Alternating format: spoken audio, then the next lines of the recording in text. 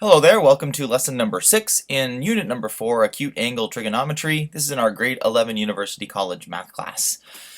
So today we are going to continue to fill up our non-right angle triangle tool belt. Because what happened when we moved away from right angle triangles, we lost the ability when looking for sides and angles to be able to use Pythagorean theorem and primary trig ratios. So in the last lesson, we looked at sine law, which is sort of an extension of the proportionality of largest angles and largest sides versus smallest angles and smallest sides in any triangle.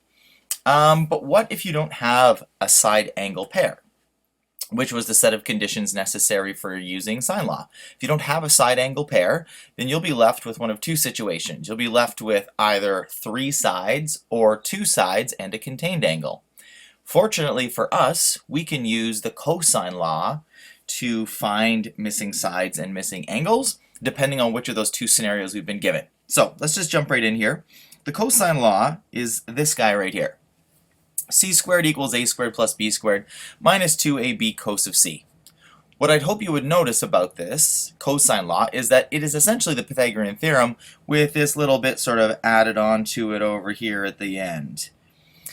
I like to think that that little negative 2ab cos c makes the adjustment for the fact that we're not dealing with a right angle triangle here, if that helps you sort of understand how it works.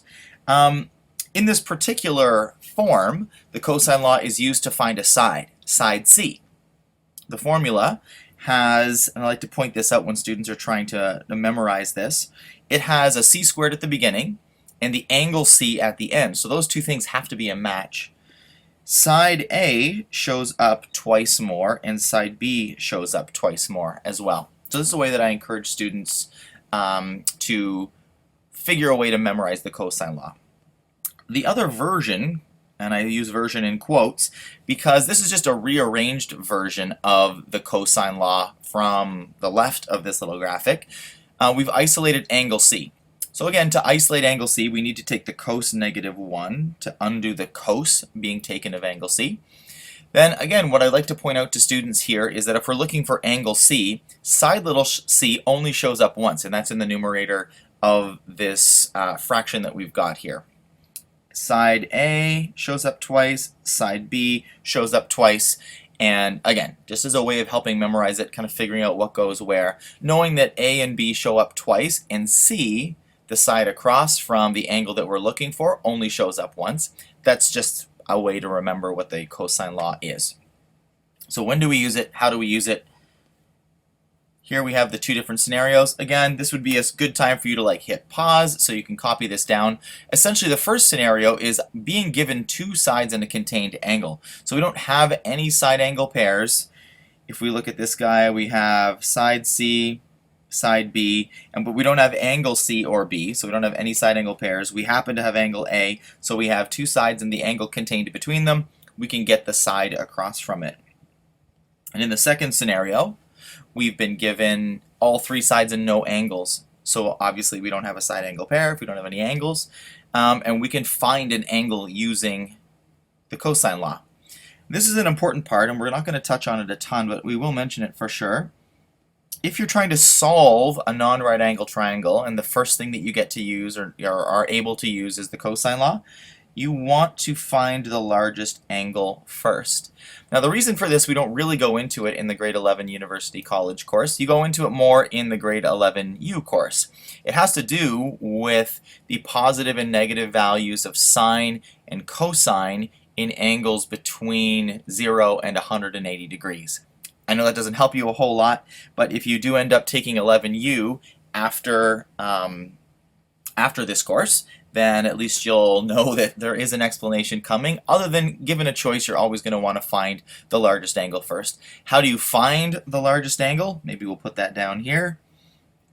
Largest angle across from the largest side. Across from the largest side. All right, let's get into an example here. Oh my gosh, I did not erase it. I'm going to go do that now. Don't look, don't copy it. We're going to do it together. So, in this question, as always, we are given three pieces of information and we are asked to go and find the remaining three pieces of information. So let's let's erase all of this stuff because we're going to find it all together. So here is what we've been given in our question. Now would be a good time to pause it and write all of this information down. Okay. So solving triangle PQR, where angle R is 121 degrees, side little p is 32 centimeters, and side little q is 27 centimeters. So what you'll notice is that, again, if you were just given this triangle, you'd look at it, and we don't have a side angle pair, nor do we have an easy way to get a side angle pair. It's not like we've been given two sides, or two angles rather, and then we can just find the third angle by subtracting the other two from 180 degrees. It doesn't work like that here. We don't have enough information. So we are going to be forced to use the cosine law. And I say forced, it is just as good as the sine law. I just think there's more calculations in it, more places for students to make mistakes. So I think people tend to favor that. We are going to find the side across from the angle that we've been given, which is angle R, which means we're going to find side little r first. So let's write that down. Find little r. Now I'm going to rewrite the cosine law using the letters that we've been given in the equation here. So that is r squared is equal to p squared plus q squared minus 2pq cos of angle r. So that's my first step. The next thing I'm going to do is do a substitution. So I'm going to substitute all the values in. So there's r squared is equal to 32 squared plus 27 squared minus 2 times 32 times 27 times the cos of 121 degrees. Alright, now from here, I typically encourage students just to do this in one step and get all the way to an r squared value. I do think this is a good opportunity, however, to point out something interesting. So if you have your calculators out, what I'd like you to do is type in the cos of 121 degrees and hit equals. What you'll notice is that this comes out to a negative value, negative 0.5150, etc. So is this okay? It's totally fine. Having a negative value is a characteristic of the cosine of an angle if that angle is between 90 degrees and 180 degrees. So this is not only common, it's to be expected. What we would see in this calculation is this negative 2 would be multiplied by what is a negative value here, and this would result in us taking 32 squared, 27 squared, and adding it to the product of 2, 32, 27, and cos 121. But again, I'm encouraging you to do this all in one step. Let your calculator here do the heavy lifting. So I'm going to type all this into the calculator right now.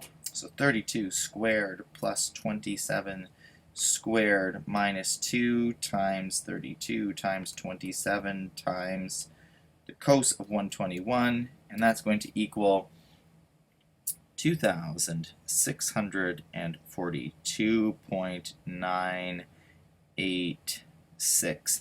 Now again, don't clear this number out of your calculator. I've rounded it here just for writing it down purposes, but I don't want us to do more rounding than we need to, because there is one step left. We need to take the square root of this thing.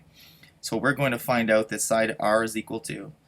So I haven't cleared it. I'm just going to hit square root on my calculator right now, and I end up with 51.4. And this was centimeters, I believe. So again, 2,642 point, a lot of decimals here. Don't round it. Just let it sit in your calculator's display before you take the square root. That way you're doing less rounding. Okay, so we've got 51.4. That is going to be popped in here. 51.4.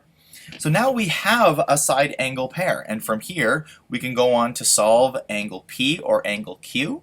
I don't know that it matters which one we do first, so let's just do the alphabet. So let's just do find angle P, and I'm going to set up sine law. So sine of r over r equals sine of P over P. And now a substitution step. So the sine of 121 degrees over 51.4 equals the sine of angle P, which we don't know, over 32, I think is what P was. Yes. So from here, oh, I did not use my spacing very well here at all. I'm gonna try to squeeze it in, see if I can get it in there. Here we're going to cross multiply to isolate angle P. So sine P times 51.4 equals sine 121 times 32. In order to isolate angle P, I'm going to divide both sides by 51.4.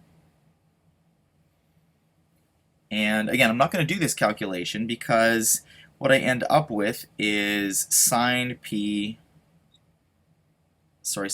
is equal to basically all this garbage here.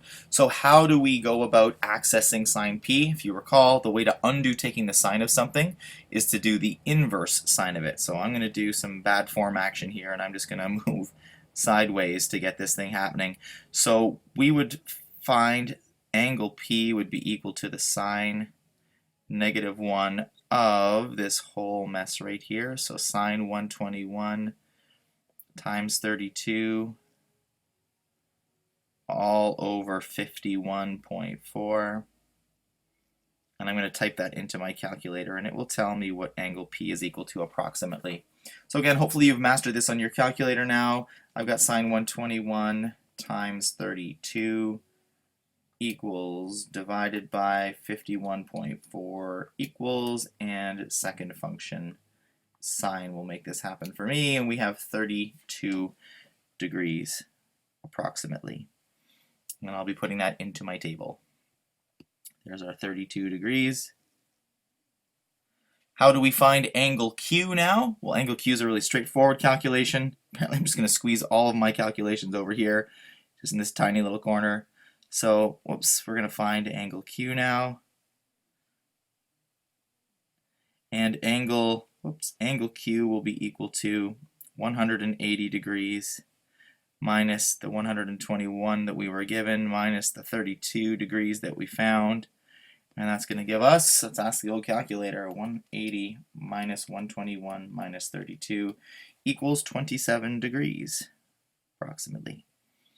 And there are our three values. Now again, before we shut down this question, let's just give it a quick dummy check. So, is our largest angle across from our largest side? It is. 121 degrees across from 51.4. Is our smallest angle across from our smallest side? It is 27 degrees across from 27 centimeters. So this is the first example in the cosine law. We're going to stop the video here and then come back and look at what happens if we're given three sides and no angles. How do we use the cosine law then? Stay tuned.